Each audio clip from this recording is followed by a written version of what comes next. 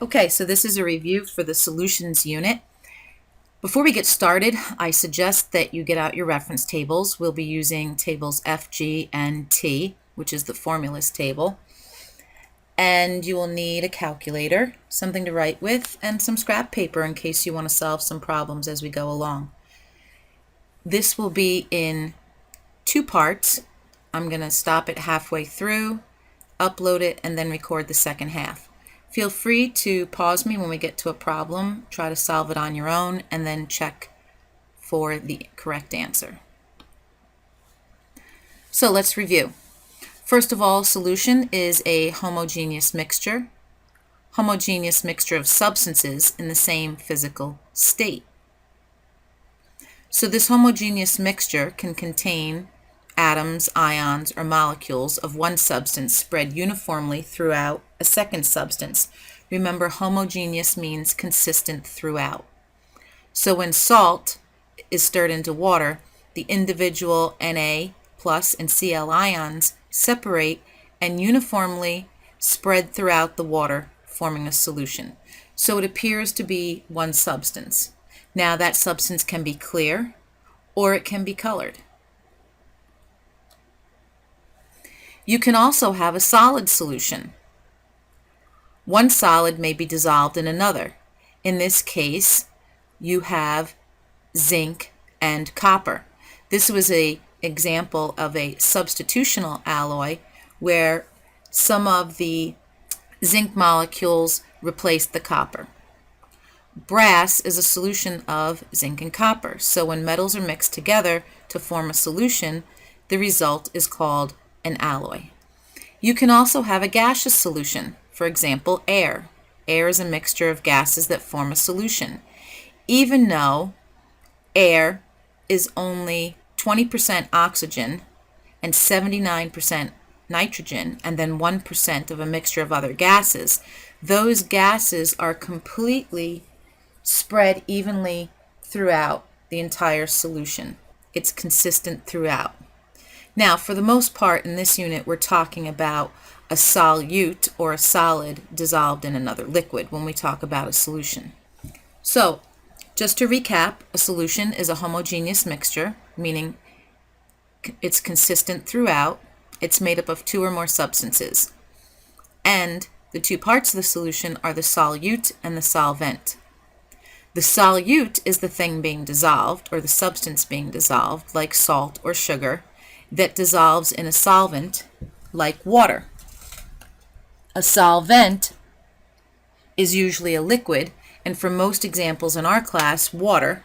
Sometimes it can be something else, like alcohol or hexane, but for the most part, we use water. So when we have a solution in which the solvent is water, we call that aqueous, AQ.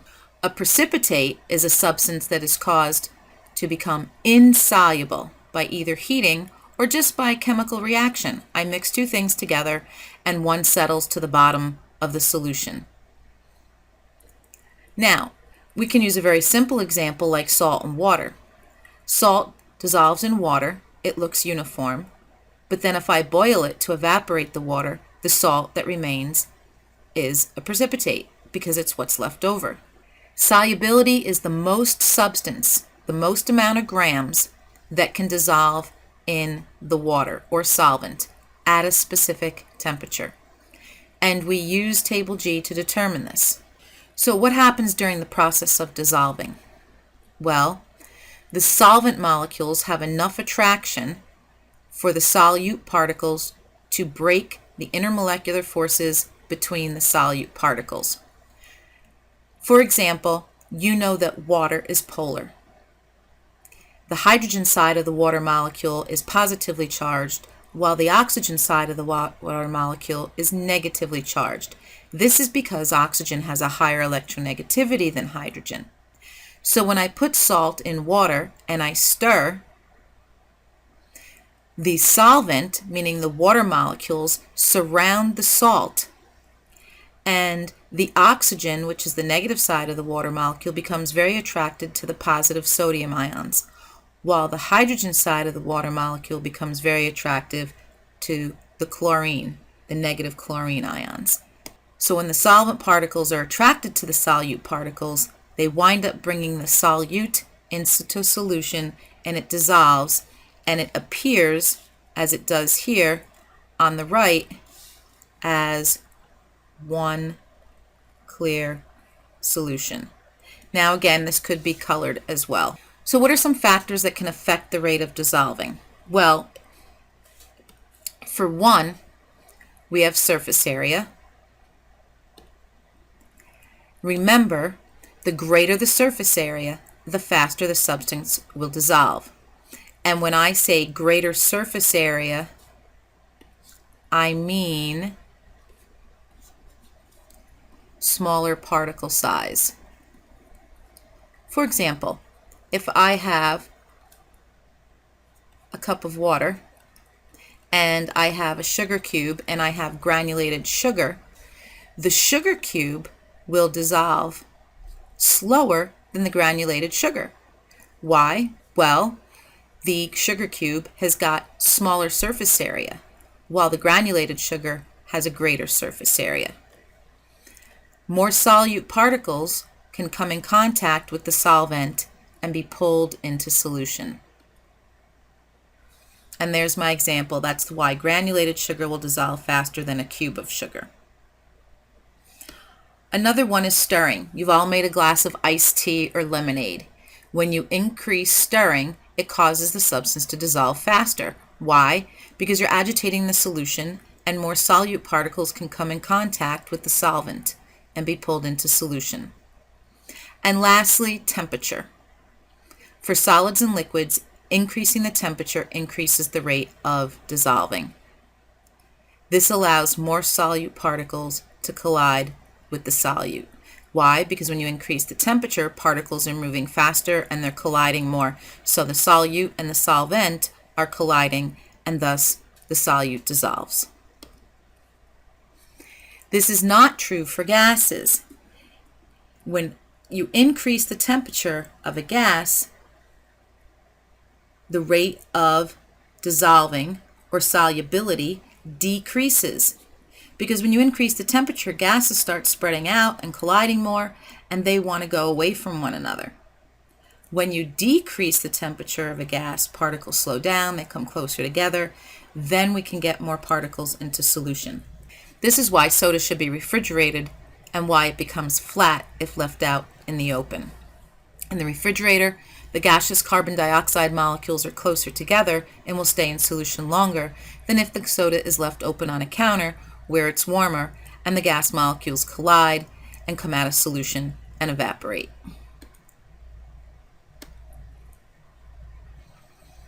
And let's remember like dissolves like.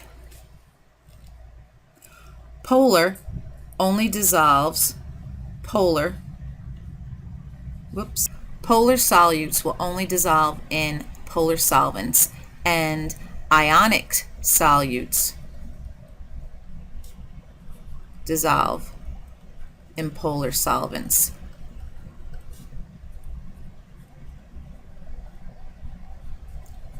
Nonpolar only dissolves nonpolar. So down here I have polar and polar. Here's the salt that I was telling you about, NaCl. Your Na is your plus lavender atoms. Your chlorine is your negative green atoms. And when you put them in water, notice how the positive hydrogen side snugs up against the negative chlorine, while the oxygen side, which is negative, snugs up against the sodium. And in B, you have nonpolar and polar. You can see what happens. There's no mixing. There's no dissolving. Like dissolves like. Let's move on to Table G, our solubility curve. One thing to remember is that this only takes place, this table, in 100 grams of water. So you might have to make some adjustments if it's 200 grams or 50 grams. I want to draw your attention to the negative curves on the solubility chart. HCl, NH3, and SO2. These are gases because as temperature increases, solubility decreases. So, the horizontal line in the graph shows temperature, and the vertical line shows how many grams of a solute is the most that can dissolve in 100 grams of water. The various compounds on the graph, the solutes, dissolve differently at different temperatures, and for a given temperature only a certain amount of the solutes can dissolve in 100 grams of water. Some of the solutes on the graph are in the solid form, while others are in the gas form. Remember, this graph only represents the effect that temperature has on solubility.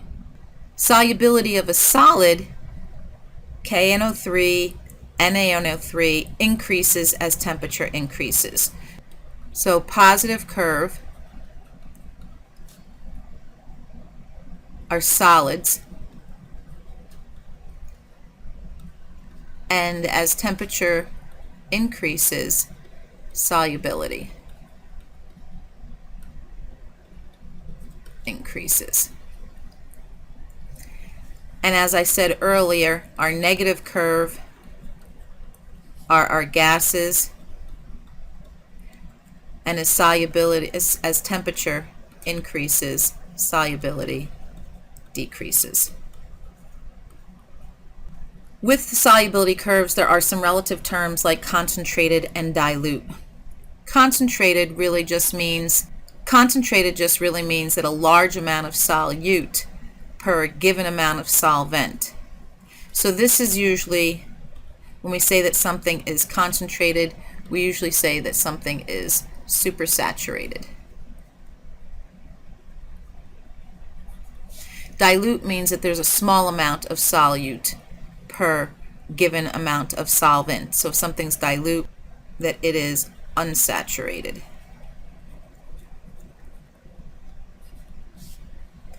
So that brings us to our three terms: saturated, unsaturated, and supersaturated. So a saturated solution contains the most amount of solute that can dissolve at a given temperature. If you added any more, the solute would not dissolve. When you graph the solubility of a solvent, the line on the graph represents saturated. So any data point that falls on a line is a saturated solution. So for example, if you have your table handy, I want you to look at 70 degrees, see where it intersects KNO3, and you should see that the maximum amount of salt that can dissolve in 100 grams of water is about 134 grams. So the line for saturated can only hold 134 grams of KNO3. Unsaturated means that it contains less solute than a saturated solution. I could still add more, stir it, and it would dissolve. Again, looking at your reference table at 70 degrees, see where it intersects KNO3. If you have 130 grams, this would be an unsaturated solution because KNO3 at 70 degrees is not saturated until it's about 134 grams. So if your data point is below the line in question, it's unsaturated. Supersaturated is very temporary and a very unstable state caused by slowly cooling a saturated solution. It has more solute than it can possibly hold.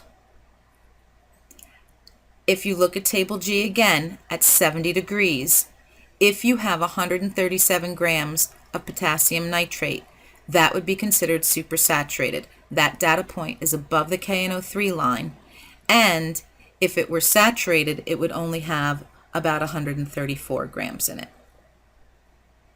Okay, I'm going to stop here. We're moving on to see how pressure affects solubility. We've already learned that the temperature has an effect on solubility. We said that as you increase temperature, the solubility of a solid increases. However, the solubility of a gas decreases. We've also talked about the nature of the solute and solvent. Polar dissolves polar and ionic, and nonpolar only dissolves nonpolar. But pressure also has an effect on solubility. Pressure really only affects gases, okay? It makes gases more soluble because you're compacting the molecules and pushing them closer together so that you can put them into solution. It virtually has no effect on liquids or solids. For example, high pressure forces carbon dioxide gas into water to make soda. It makes the carbon dioxide more soluble. When you open the cap of soda, there's less pressure, and the soda fizzes and the CO2 escapes. Table F helps us determine whether a substance is soluble or insoluble. Notice that the left side of the table lists your soluble compounds except for your exceptions, which would make it insoluble. The right side of your table is your insoluble side of the table unless you meet one of your exceptions, in which case it would then be soluble.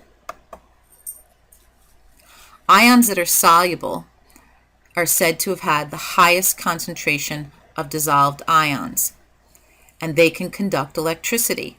They're considered electrolytes. Why? Because they have mobile charge. Ions that are insoluble have the lowest concentration of dissolved ions, and they cannot conduct electricity, or they're considered non-electrolytes or poor electrolytes because they have no mobile charge. Electrical conductivity decreases when the concentration of the ions decreases, meaning as things become insoluble. Remember that a precipitate is always considered insoluble. Question: are the following soluble? NaCl, AgBr, CaCO3, and NH4 Well, let's take a look. Remember that we always want to look at the negative ion. So the Cl, the Br, the CO3, and the S. We'll take one at a time. So chlorine is down here. It's listed on the soluble side, except when combined with silver, lead, or mercury. So this is going to be soluble. It doesn't meet the exception. Br is also down here, but it's combined with silver, which means it's going to be insoluble. CO3 is over here. It's on the insoluble side unless it's combined with group 1 or ammonium. Well, calcium is group 2, so this is going to be insoluble. And NH4 2S.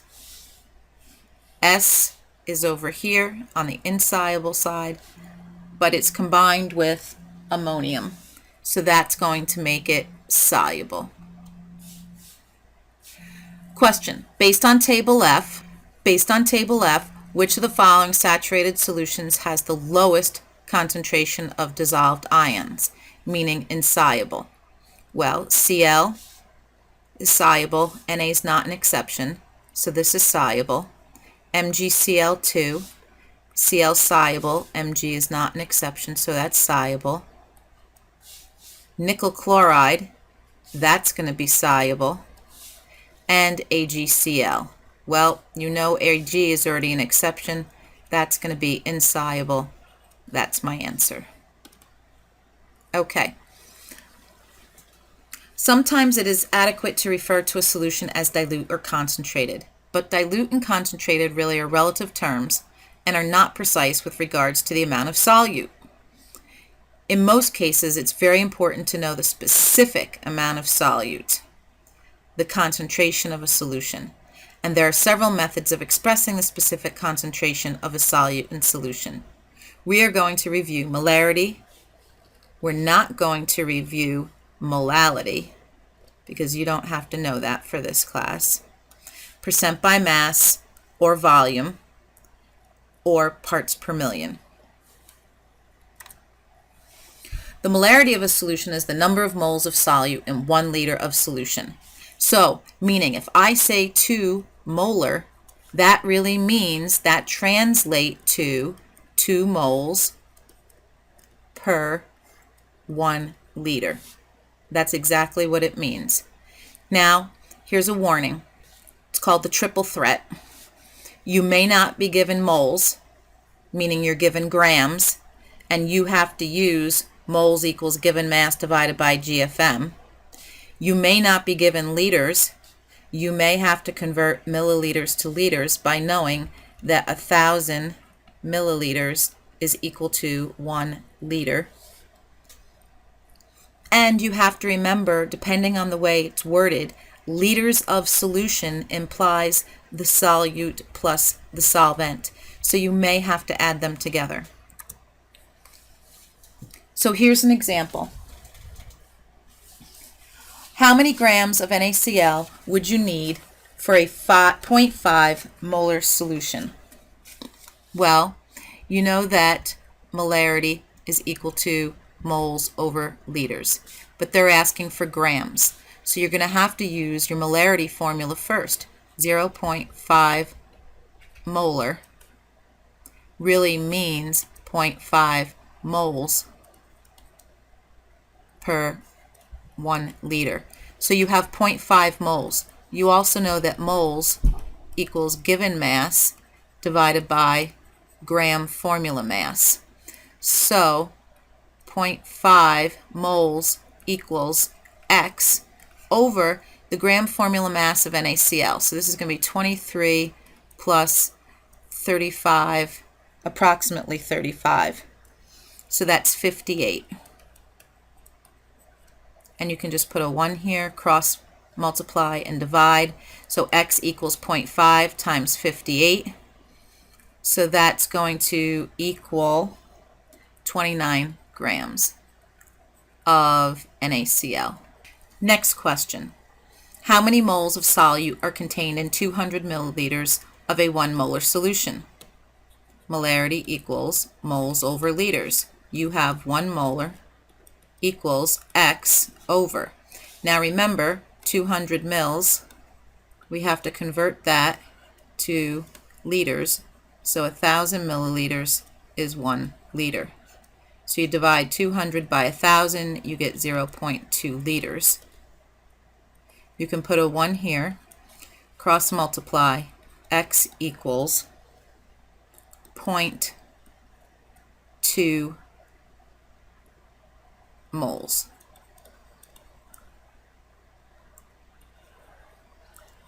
And that's our answer. Next question. If you have 50 moles of solute in 25 liters of solution, what is the molarity? So molarity equals moles over liters. So you have 50 moles divided by 25 liters, which equals a 2 molar solution. We said before that the higher the concentration of ions, the better the solution conducts electricity.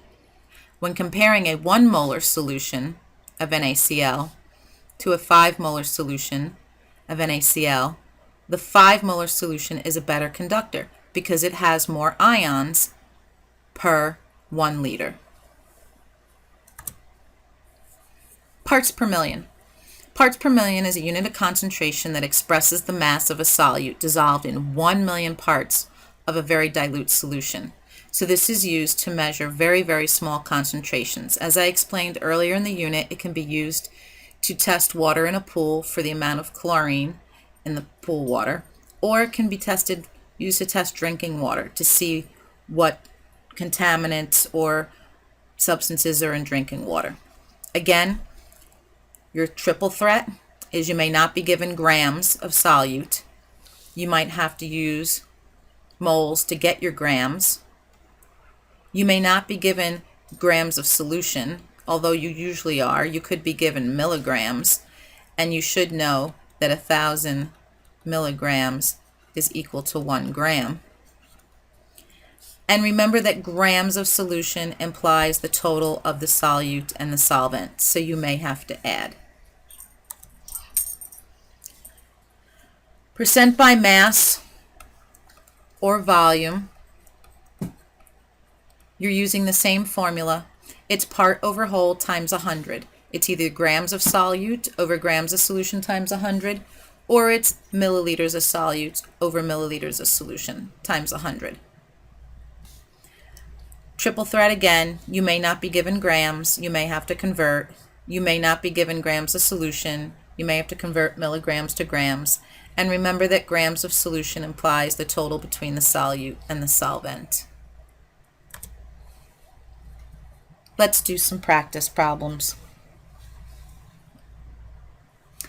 A CuSO4 solution contains 0.05 grams of copper sulfate in 1,000 grams of solution. What is the concentration of the solution in parts per million? So parts per million equals grams of solute over grams of solution times 10 to the 6th. So you've got ppm equal to 0.05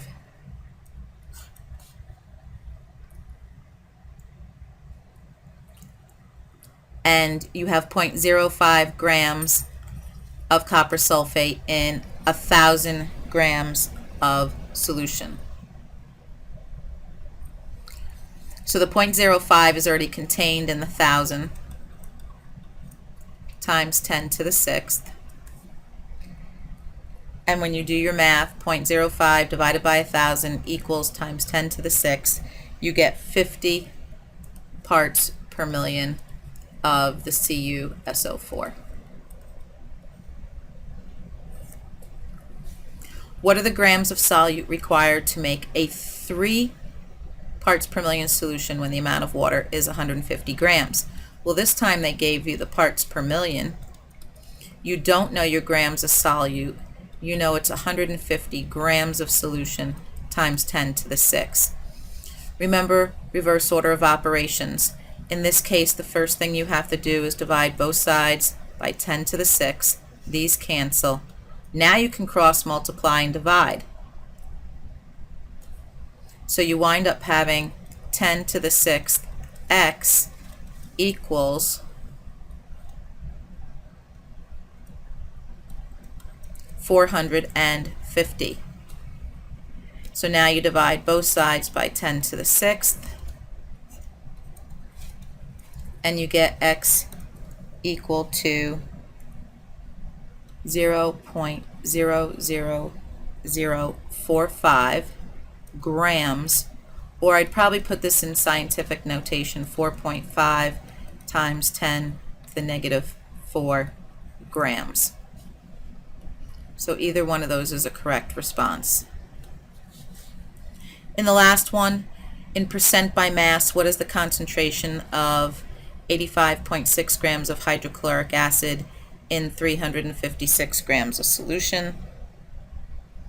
So this is going to be percent HCl equals part over whole times 100. So you've got 85.6 grams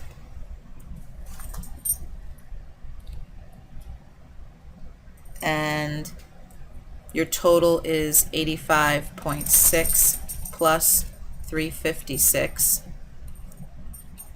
times 100. And when we do this out, we get 19.38%, or approximately 19.4% HCl.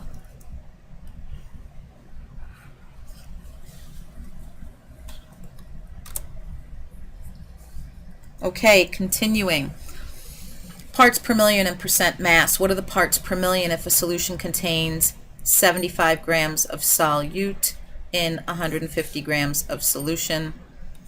So parts per million equals my grams of my solute, which is 75 grams, over my grams of solution, which is going to be 75 grams plus 150 grams, which is going to be 225 grams, times 10 to the 6th.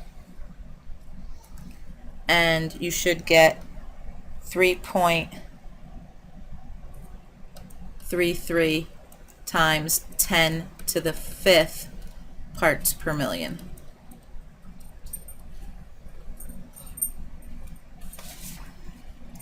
Question 8. 8 grams of NaCl is dissolved in 100 grams of solution. What is the percent by mass? So percent mass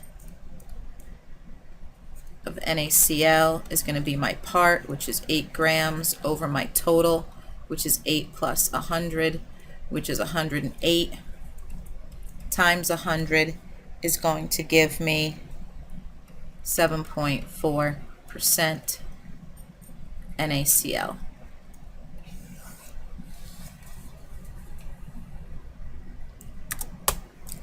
Colligative properties, boiling point elevation and freezing point depression.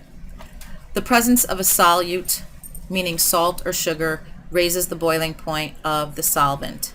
The greater the concentration of the solute, the more it raises the boiling point. Water boils at 100 degrees, so by adding salt to the water, it raises the boiling point slightly higher than 100 degrees, and therefore, whatever you're cooking will cook faster. The greater the concentration, the higher the boiling point becomes. The opposite happens with freezing point depression. The presence of any solute, salt or sugar, lowers the freezing point of the solvent. If the freezing point of water is 0, if we add salt to the water, like we do salt to the roads, as you read in the article, it lowers the freezing point slightly. The greater the concentration of the solute, the lower the freezing point. You can remember it by saying hot get hotter, cold get colder. Now, what you do have to remember is that anything that is covalent, meaning non-metals, is always going to be one piece. Remember, covalent compounds do not dissociate into ions. And then ionic, you look at the number of ions. So, for example, we have NaCl, which would be 2 ions, versus MgCl2, which is 3 ions.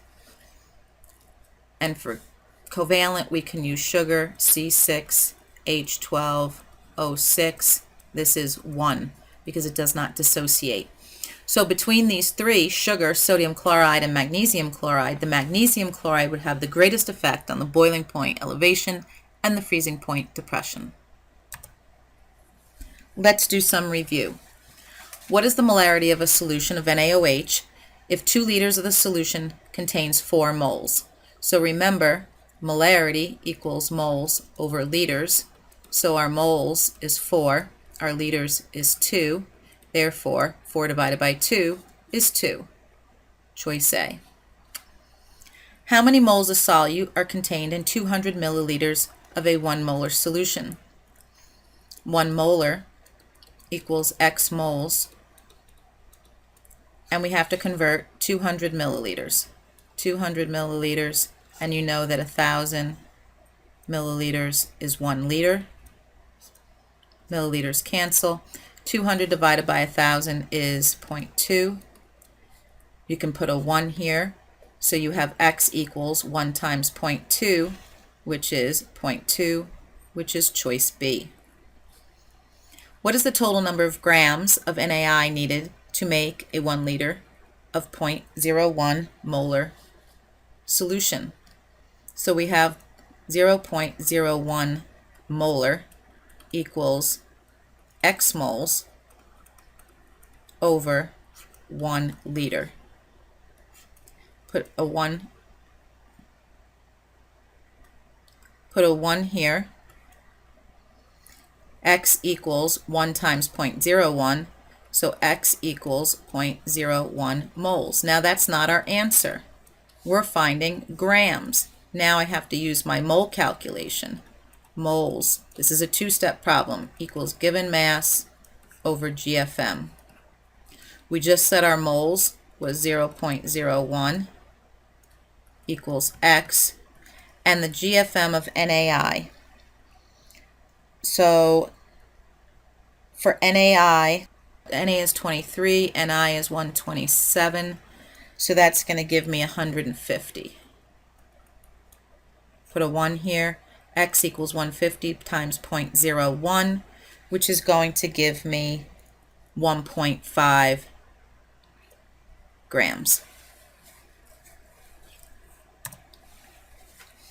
At standard pressure, when NaCl is added to water, the solution will have a Well, if I add salt to water, we know that the freezing point gets lower because cold gets colder, and the boiling point increases because hot gets hotter. So, lower the freezing point and a higher boiling point. There we go. According to the solubility guidelines, so therefore you need table F out. Which of these compounds is least soluble? Least soluble means insoluble, or it's going to form a precipitate. Well, let's look at what we have here. Carbonates are insoluble unless they're combined with a group 1 or ammonium. Last time I checked, potassium was group 1, so this is soluble. Phosphates are insoluble unless combined with group 1 or ammonium. Last time I checked, calcium was group 2. This is insoluble. This is most likely our answer. Let's keep going. Acetates are all soluble, no exception. Nitrates are all soluble, no exception. How many liters of a 0.5 molar sodium hydroxide solution would contain 2 moles? Back to our formula, molarity equals moles over liters. They gave us a 0.5 molar solution. They gave us 2 moles, and they want to know liters. Put a 1 here. So I've got cross multiply. I've got 0.5x equals 2. Divide both sides by 0.5. 2 divided by 0.5 is 4. So choice D. How many grams of KOH are needed to prepare 250 mils of a 2 molar solution? So we know that molarity is 2m. We don't know our moles. We're trying to find grams, but we know we have 250 milliliters. So 250, convert that to liters, 1,000 milliliters, 1 liter. So that's going to be 0.250 liters. Put a 1 here. So x moles equals 2 times 0.250.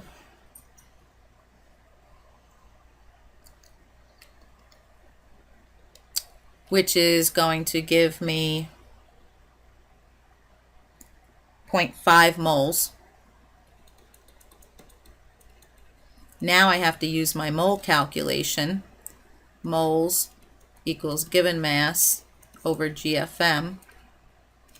So I have 0.5 moles equals X, and they gave me the gram formula mass of KOH. How nice of them.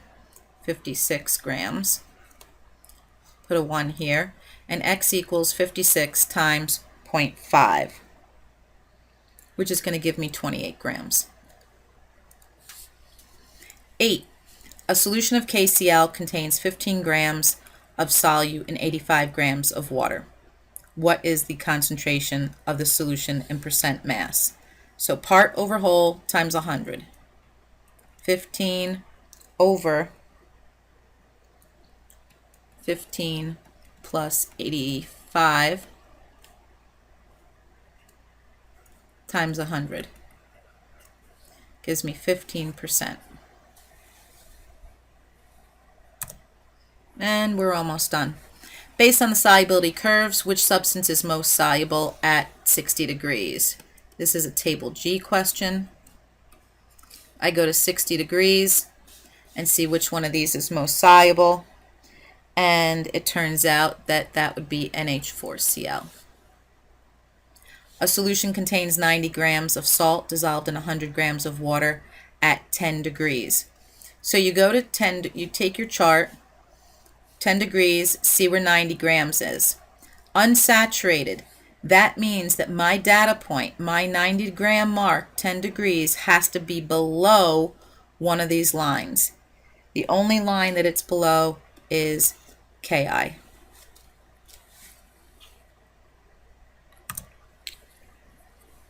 Last 2 questions. The graph below represents the solubility curves for solute A and B.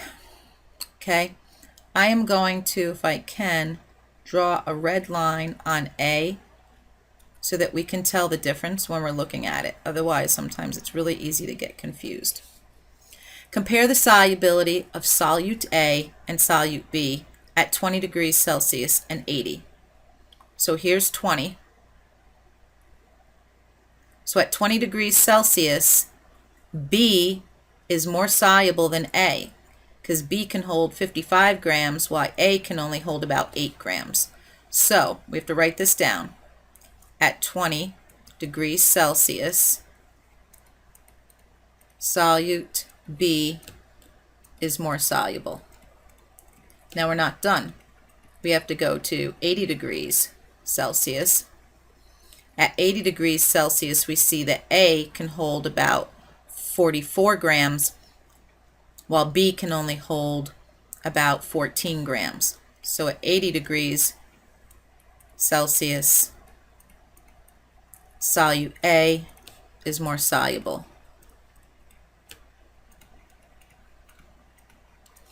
At what temperature are solute A and B equally soluble in 100 grams of water? That would be this point right here where they intersect, which is 55 degrees Celsius. Okay, that's it. Please work on your practice test, and if you have any questions,